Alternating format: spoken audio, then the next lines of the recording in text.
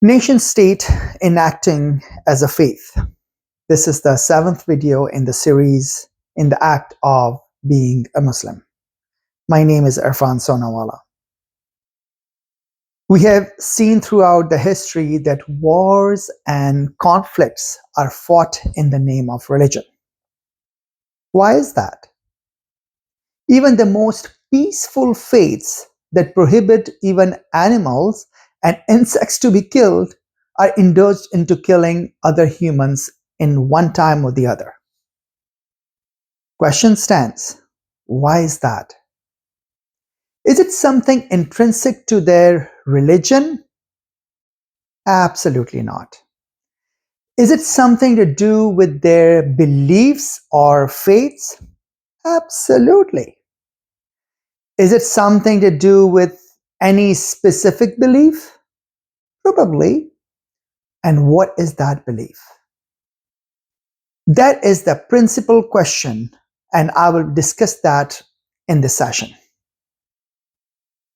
When a modern history tries to understand the past wars of more than a couple centuries ago, most of the times we classify those wars religious, like Hindu Muslim or Christian Muslim or Christian pagan. The question is, why do we classify wars with religions? As if we think religion was the only source of motivation to fight wars. In support of this classification, most of the times in wars, their gods were called in to motivate or legitimize their wars. As if no one can motivate and legitimize wars for pure economic benefits. Tying the cause and motivation of wars directly and crudely to the loot or any other economic gains. But did Mongols or Vikings go into wars and justified it purely for financial gains? I don't know, as I haven't read Viking or Mongolian history yet. I'm just assuming that they were the only champions of war motivating for economic gains, and I am doing it based on the probably Viking series, and there is no depth to it. And I'm sure this assumption would prove out to be erroneous if studied in detail. And if it is correct, even if it is, then the wars would be part and parcel of their ethical structure. But this is irrelevant for us. However, when Muslims or Christians went into wars, they also got the loot. They also got the economic gains. But they couldn't motivate warriors or legitimize wars merely financially.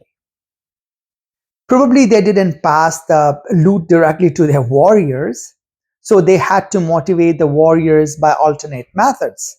So gods or paradise or other religious beliefs that may have been brought into play.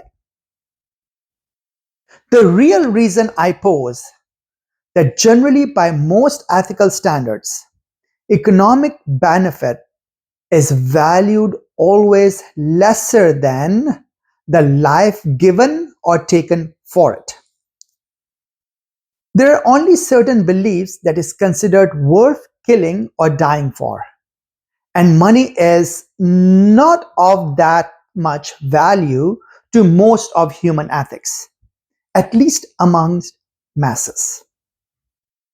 Individually, yes. In isolated cases, a few people will kill or die for money, but can't be mobilized amongst masses. It's difficult. I will make another video to talk about the value that humans provide to their beliefs for what their life is worth living for. But here, the modern historian in their research, when they read in the original sources, slogans bringing God or paradise to legitimize wars and motivate warriors, they really thought that it is the call of God and religion in humans to get into the wars. They really thought that people went into war to prove the only divine truth of their beliefs.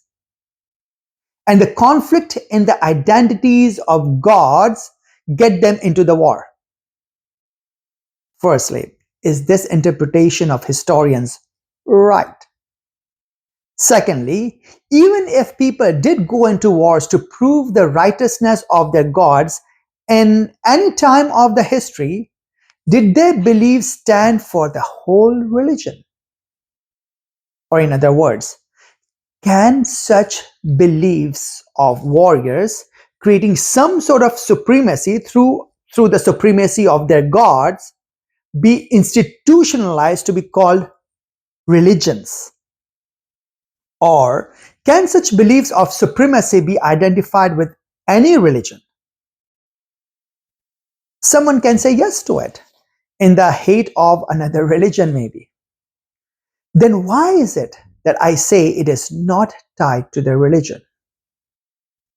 The reason is, I pose, religion goes beyond an individual's beliefs. It even goes beyond the time in which those are believed. In other words, any religion can never remain consistently same. Thus, creating some sort of false ideological supremacy amongst all believers across times in multiple regions is impossible. Now, back to the interpretation of historians. The wars were never about the supremacy of one god over the other. Rather, their own supremacy as holding higher value to their own lives and assuming more rights of theirs over the others. That stir injustice and wars. Let's go on asking what creates supremacy. Any sort of supremacy can't be created without ideological meaning assigned to it. Various tools can be used to create the supremacy, like physical distinction, for example, race or color, physical strength, etc. The other tools of supremacy are financial and power status or positions, but this supremacy can't be mass mobilized on its own. It remains in small groups and clusters and remain localized by region. The most difficult supremacy is the one that can surpass race, color, physical strength, or status position. It is the ideology that can be sold beyond geographical boundaries or race. It is the ideology that can push the limits of what is allowable.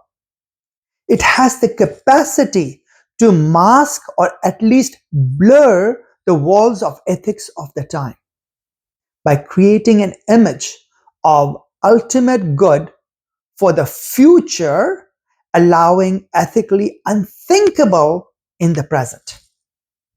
And it is this ideology that can be mobilized in masses, creating horror, all sort of wars.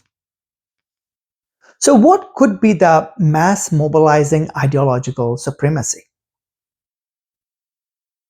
I pose that throughout the history, belief in the rights to freedom and the mechanics to create such freedom has proven to be the champion in mass mobilizing the ideological supremacy. What is the essential nature of such belief of freedom will be discussed probably in the other video on the problems of ideology.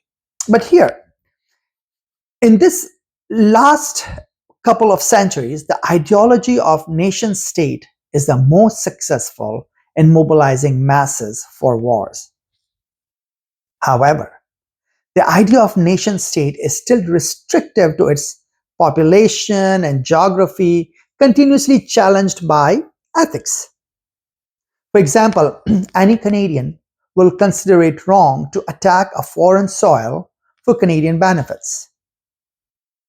A citizen won't give open ideological upper hand to nation state to surpass all boundaries.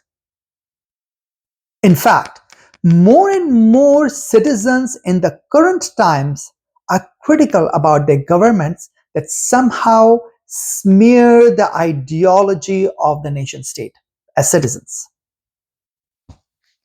In order to create clean and spotless ideology, we have no other way but to remove governments from the nation state.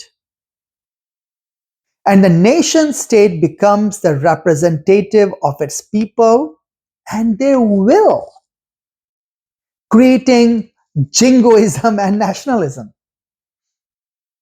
The governments and administrations taken out from the nation state ideology act as scapegoat and take all the blame for the national problem and providing a clean nation state ideology to its people.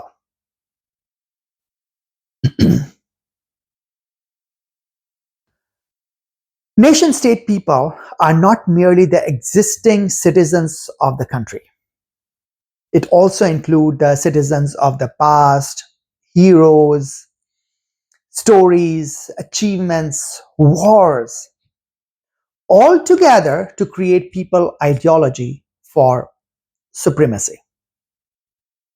Does the governments become the scapegoats where rubber hits the road, constructing reality? Reality gets associated with the problematic governments. And the people's ideology and their will take comfortable position similar to faiths, like faith, any of the faith.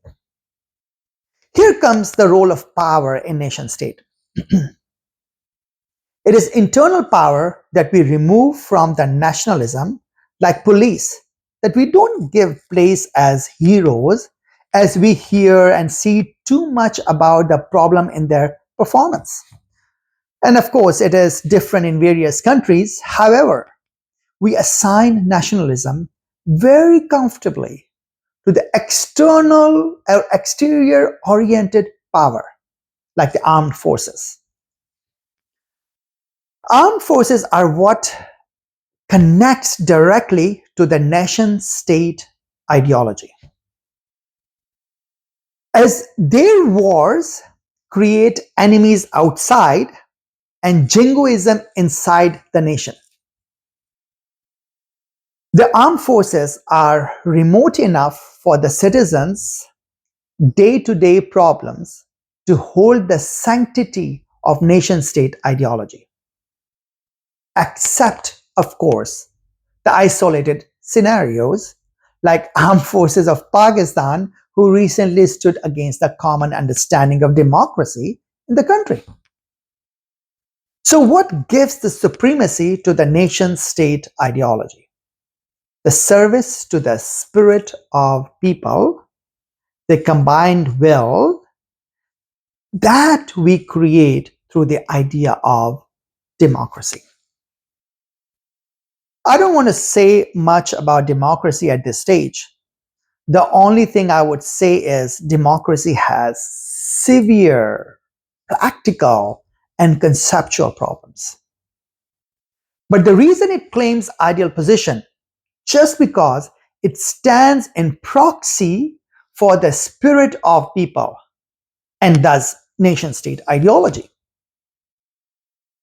Either it is People's Republic of China or democracy of the West, all nation states construct their ideology to a practical idea of will of their people and thus construct the ideological practice of freedom. Faith is the most potent ideological source in a society that easily mobilizes masses.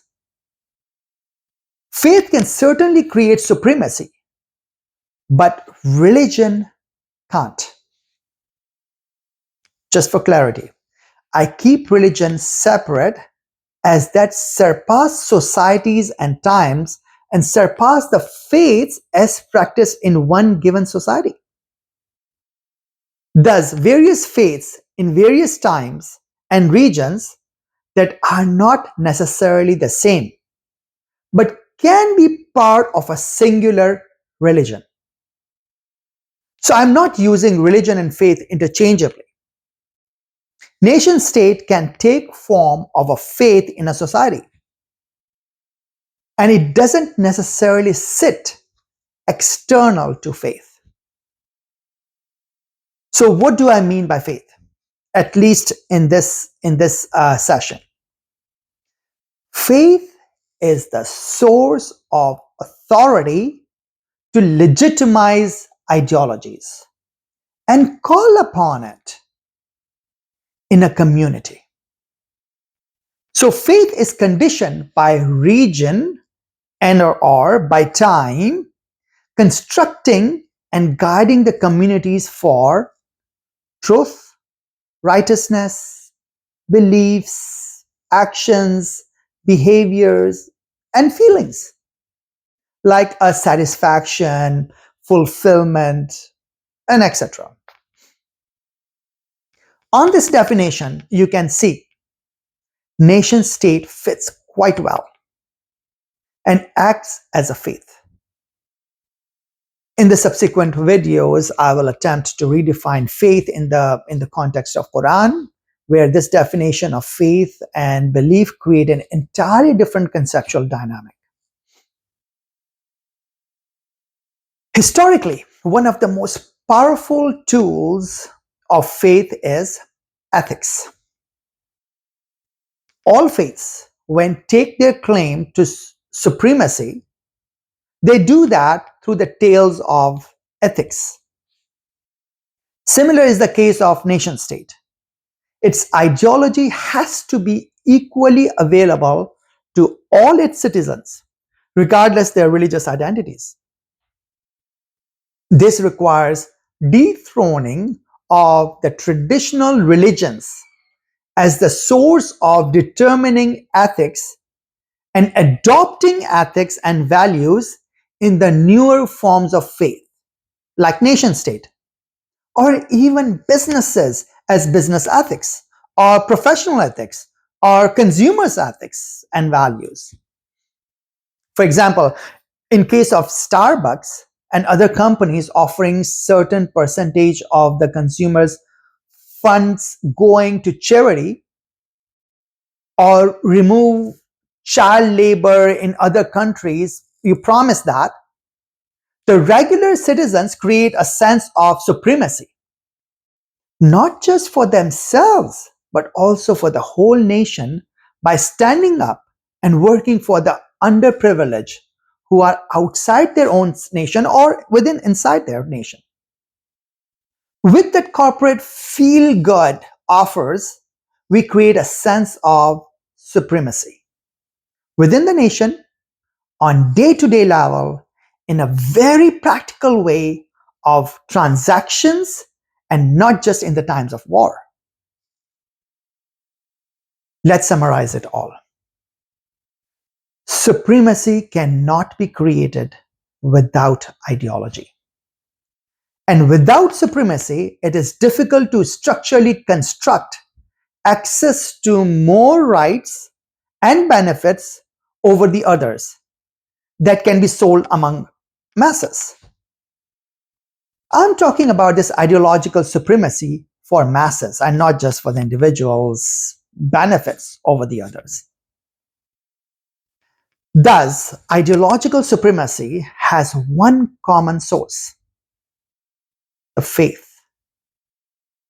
Even nation state functions on the domain of faith to construct supremacy. Ethics is an important tool in the construction of ideological supremacy. When nation state functions as a faith, it has to remove religion's role in the establishment of ethics. As a faith, nation state has to surpass all religious identities to act as a faith. Like Muslims or Christians, both have the have to come together in the common ethical practice of nation state. The point of this talk is that nation state we generally thought completely outside of faith is a potent faith in itself, as it can sell ideologies, surpass race, color, physical strength, or status position, or even religious identities. It has the capacity to blur the boundaries of ethics of its time by creating an image of ultimate good for the future, allowing ethically unthinkable in the present. Thank you.